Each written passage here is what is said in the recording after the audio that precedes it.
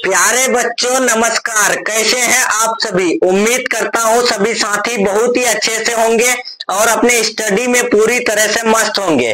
तो प्यारे साथियों, आज का क्लास आपके लिए काफी महत्वपूर्ण है, क्योंकि आज के क्लास में हम लोग करेंगे क्लास 12 हिंदी 100 मार्क्स का जो गद्य खंड का चैप्टर 1 है, जिसका नाम है बातचीत, जिसके राइटर है बालकृष्ण भट्ट जी। तो इस चैप्टर का हम लोग टॉप VBI ऑब्जेक्टिव क्वेश्चन का क्लास करने वाले हैं, जो आपके फाइनल एग्जाम में सीधे पूछे जाएंगे। तो सभी प्यारे स्टूडेंट जो है इस क्लास को अच्छे से देखेगा और एक एक क्वेश्चन मेरे साथ साथ याद कीजिएगा। ठीक है साथियों, कोई भी स्टूडेंट जो है क्लास मिस करके नहीं जाइएगा। तो चलिए हम लोग जो है क्लास को शुरू करते हैं, बिना टाइम को विलंब किए, बिना टाइम को वेस्ट किए। ठीक है साथियों, और हाँ, अगर आपको PDF कोर्स परचेज करना है तो आप इस नंबर में कॉन्टेक्ट कर लीजिएगा। फ्री PDF के लिए Telegram channel, WhatsApp group join कर लीजिएगा, लिंक डिस्क्रिप्शन बॉक्स में है। ठीक है साथियों, चैनल से नए जुड़ रहे हैं, चैनल सब्सक्राइब कर लीजिएगा और वीडियो पसंद आए वीडियो को लाइक करके एक प्यारा सा कमेंट कर दीजिएगा। ठीक है, तो चलिए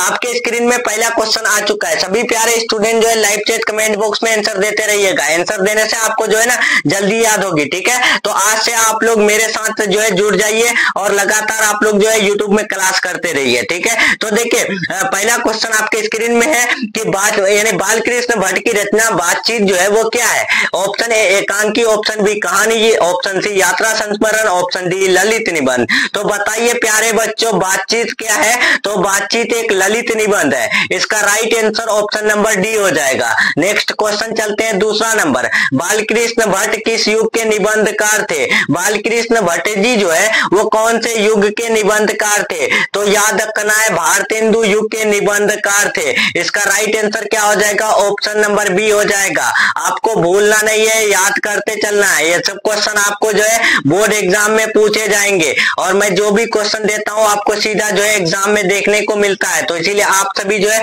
हमारे साथ जुड़े रहिएगा। तीसरा नंबर देखिए, मनुष्य की बातचीत का उत्तम तरीका क्या है? तो मनुष्य जो बातचीत करते हैं तो उसका बेस्ट तरीका क्या होता है? विद्वत्तापूर्ण बात करना, तर्कपूर्ण बात करना, भीड़ से बात करना, अवाक होकर अपने से बातचीत करना। तो आपको याद रखना है, अवाक होकर अपने से बातचीत करना। नेक्स्ट क्वेश्चन चलते हैं 4 नंबर।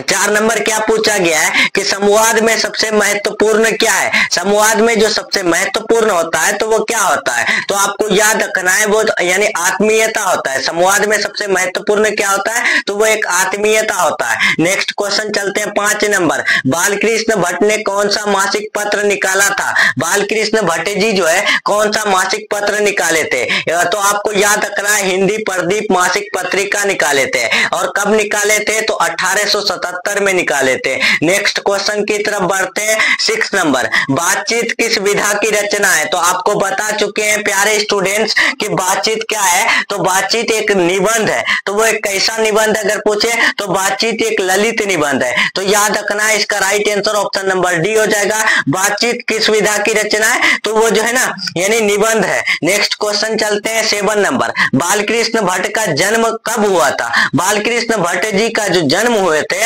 तो वो कब हुए थे? 23 जून 1884, 23 जून 1844, 20 जुलाई 1902 को, 18 दिसंबर 1834 को। तो आपको याद रखना है 23 जून 1844 को जो है बालकृष्ण भट्ट का जन्म हुआ था। इसका right answer option number B हो जाएगा। नेक्स्ट क्वेश्चन चलते हैं 8 नंबर। समयोगीता स्वयंवर रचना है। समयोगीता स्वयंवर जो रचना है तो वो किसकी? ऑप्शन ए बालकृष्ण भट्ट की, ऑप्शन बी प्रताप नारायण मिश्र की, ऑप्शन सी श्रीनिवास दास की, ऑप्शन डी मैथिली शरण गुप्त की। तो आपको याद रखना है, समयोगीता स्वयंवर जो रचना है वो श्रीनिवास दास की रचना है। इसका right answer option number C हो जाएगा। नेक्स्ट क्वेश्चन चलते हैं 9 नंबर। कौन सी रचना बालकृष्ण भट्ट की नहीं है? इनमें से कौन सी रचना बालकृष्ण भट्ट की नहीं है?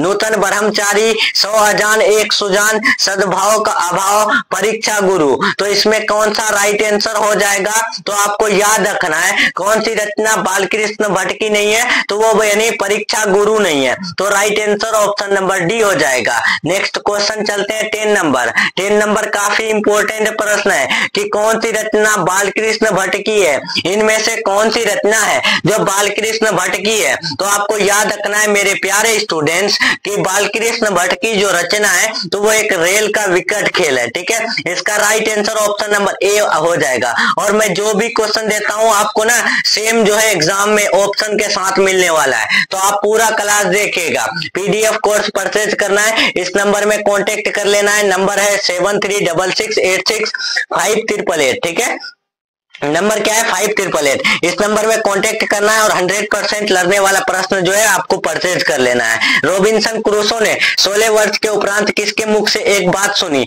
तो आपको याद रखना है रॉबिन्सन क्रूसो ने 16 वर्ष के उपरांत जो है मुख से बात सुने थे तो वो किसके, तो वो फ्राइडे के मुख से। इसका right answer option number A हो जाएगा। नेक्स्ट क्वेश्चन चलते हैं 12 नंबर। बातचीत शीर्षक निबंध के निबंधकार कौन है। बातचीत शीर्षक निबंध के निबंधकार जो है वो कौन है। जयप्रकाश नारायण, मोहन राकेश, नामवर सिंह या फिर जो है बालकृष्ण भट्ट। तो आपको याद रखना है बातचीत शीर्षक निबंध के निबंधकार बालकृष्ण भट्ट जी है। इसका right answer option number D हो जाएगा। 13 नंबर देखिए, बातचीत के माध्यम से बालकृष्ण भट्ट क्या बतलाना चाहते हैं। बातचीत के माध्यम से जो है बालकृष्ण भट्ट जी क्या बतलाना चाहते हैं। तो आपको याद रखना है बातचीत की शैली बतलाना चाहते हैं। इसका right answer option number A हो जाएगा। बातचीत के माध्यम से जो है बालकृष्ण भट्ट क्या बतलाना चाहते हैं, तो वो बातचीत की शैली बतलाना चाहते हैं। नेक्स्ट क्वेश्चन चलते हैं 14 नंबर। कौन सा उपन्यास है जो बालकृष्ण भट्ट द्वारा रचित है। इनमें से कौन सा उपन्यास है जो यानी बालकृष्ण भट्ट द्वारा रचित है। तो आपको याद रखना है इसका राइट आंसर 14 का हो जाएगा ऑप्शन नंबर सी। 100 आजान एक सुजान जो है उपन्यास यानी बालकृष्ण भट्ट द्वारा रचित है। नेक्स्ट क्वेश्चन चलते हैं 15 नंबर। नाटक के प्रारंभ में होने वाले मंगल पाठ को क्या कहा जाता है। नाटक के जो है स्टार्टिंग में जो होने वाले मंगल पाठ है तो उसको हम लोग क्या कहते हैं। भजन, नांदी पाठ, मंगलाचरण, आरती। तो आपको याद रखना है इसका right answer option number B हो जाएगा, नांदी पाठ। नेक्स्ट क्वेश्चन चलते हैं 16 नंबर। रॉबिन्सन क्रूसो को कब तक मनुष्य का मुख देखने को नहीं मिला। रॉबिन्सन क्रूसो को जो है कब तक मनुष्य का मुख देखने को नहीं मिला था। तो आपको याद रखना है 16 वर्ष तक देखने को नहीं मिला था। नेक्स्ट क्वेश्चन चलते हैं 17 नंबर। बोलने से ही मनुष्य के रूप का साक्षात्कार होता है, ये किसने कहा। देखिए मेरे प्यारे स्टूडेंट्स, यानी आदमी को जो है ना बोलने से ही उसका जो है साक्षात्कार का पता चलता है, यानी वो जो है कितना पढ़ा लिखा है उसका जो है ना बोलने का तरीका से ही पता चल जाता है। ठीक है, तो ये बात जो कहे थे तो वो किसने कहे थे। तो आपको याद रखना है इसका right answer option number B हो जाएगा, बेन जॉनसन। और एडिसन का कथन क्या है, तो एडिसन का कथन है कि असल बातचीत जो है ना वो सिर्फ 2 व्यक्तियों में हो सकती है। ठीक है, तो असल बातचीत कितने व्यक्तियों में हो सकती है, तो 2। नेक्स्ट क्वेश्चन चलते हैं 18 नंबर। देखिए काफी इंपॉर्टेंट प्रश्न है, वही क्वेश्चन है आपको मैं बताया कि असल बातचीत सिर्फ 2 व्यक्तियों में हो सकती है, ये किसका मत है। मतलब कि ये किसने कहा कि असल बातचीत जो है ना सिर्फ 2 व्यक्तियों में ही हो सकती है। तो आपको याद रखना है एडिसन साहब ने कहे थे। इसका right answer option number A हो जाएगा। नेक्स्ट क्वेश्चन चलते हैं 19 नंबर। एडिसन के अनुसार असल बातचीत कितने लोगों के बीच हो सकती है। तो इसका आंसर आप लोग जो है कमेंट बॉक्स में दीजिएगा। ठीक है, आपको कमेंट बॉक्स में आंसर लिख करके यानी 19 नंबर लिखना है। उसके बाद जो है जो भी आंसर होगा उसका ए और बी लिख देना है। ठीक है, और उसके बाद जो सबसे पहले कमेंट करेंगे उसका कमेंट पिन कर दिया जाएगा। एडिसन के अनुसार असल बातचीत कितने लोगों के बीच हो सकती है, तो 2 लोगों के बीच। Next question 20 number. बातचीत से मन किस प्रकार का हो जाता है। तो बातचीत से मन जो है वो किस प्रकार हो जाता है, तो आपको याद रखना है मेरे प्यारे स्टूडेंट्स, यानी बातचीत करने से जो है ना मन जो है हल्का और स्वच्छ हो जाता है। इसका right answer option number C हो जाएगा। नेक्स्ट क्वेश्चन चलते हैं 21 नंबर। किसके ना होने से सृष्टि गूंगी प्रतीत होती है। इनमें से जो है किसके ना होने से सृष्टि गूंगी प्रतीत होगी। सर्वज्ञ शक्ति, वाक शक्ति, उसके बाद दिव्य शक्ति, स्मरण शक्ति। तो आपको याद रखना है किसके ना होने से सृष्टि गूंगी प्रतीत होगी, तो वाक शक्ति ना होने से। इसका right answer option number B हो जाएगा। नेक्स्ट क्वेश्चन चलते हैं 22 नंबर। आर्ट ऑफ कन्वर्सेशन कन्वर्सेशन कहाँ के लोगों में सर्वाधिक प्रचलित है? आर्ट ऑफ कन्वर्सेशन जो है वो कहाँ के लोगों में सर्वाधिक प्रचलित है? तो आपको याद रखना है यूरोप के लोगों में सर्वाधिक प्रचलित है। नेक्स्ट क्वेश्चन चलते हैं 23 नंबर। बालकृष्ण भट्ट जी किस काल के रचनाकार है? बालकृष्ण भट्ट जी जो है वो कौन से काल के रचनाकार है? तो आपको याद रखना है 23 का right answer option number D हो जाएगा, आधुनिक काल के रचनाकार है। और वहीं पर बात करें तो बालकृष्ण भट्ट जी कौन से युग के जो है निबंधकार है? तो भारतीय हिंदू युग के निबंधकार थे। नेक्स्ट क्वेश्चन चलते हैं 24 नंबर। देखिए भट्ट जी को किसने अंग्रेजी साहित्य के एडिशन और स्टील के श्रेणी में रखा? यानी बालकृष्ण भट्ट जी को जो है कौन है जो अंग्रेजी साहित्य के एडिशन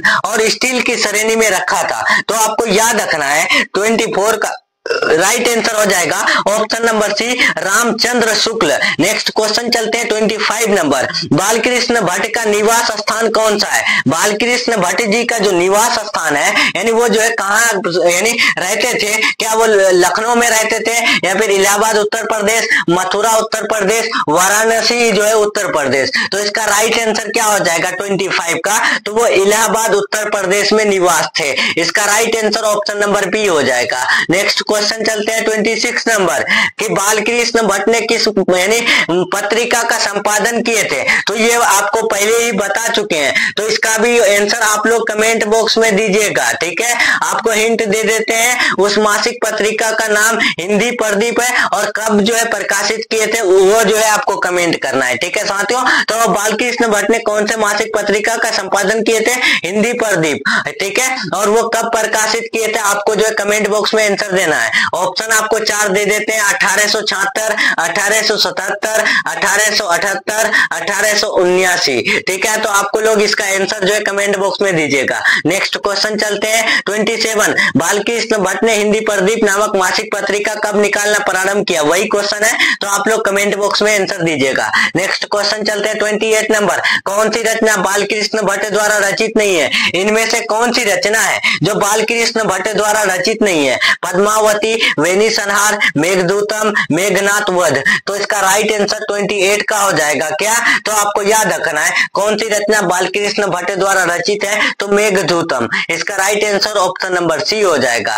ठीक है साथियों, ये हमारा लास्ट क्वेश्चन था, यानी बालकृष्ण भट्ट जी का जो बातचीत चैप्टर है इसका हम लोग जो है top 28 most important objective question कर चुके हैं। क्लास कैसा लगा आप लोग कमेंट में जरूर बताइएगा। ठीक है साथियों, अगर आपको पीडीएफ कोर्स परचेज करना है 100% लर्ने वाला, तो आपको इस नंबर में कांटेक्ट कर लेना है और या फिर टेलीग्राम चैनल ज्वाइन कर लेना है फ्री पीडीएफ के लिए। ठीक है, और आपको पेड पीडीएफ चाहिए इस नंबर में जो है कांटेक्ट करके आप लोग जो है जल्दी से परचेज करके अपना जो है यानी ग्रुप में जुड़ जाए। ठीक है साथियों, तो चलिए मिलते हैं हम लोग नेक्स्ट क्लास में नेक्स्ट टॉपिक के साथ। आप लोग को क्लास कैसा लगा कमेंट में जरूर बताइएगा। ठीक है साथियों, तो चलिए मिलते हैं नेक्स्ट वीडियो में। Bye, take care, thanks for watching.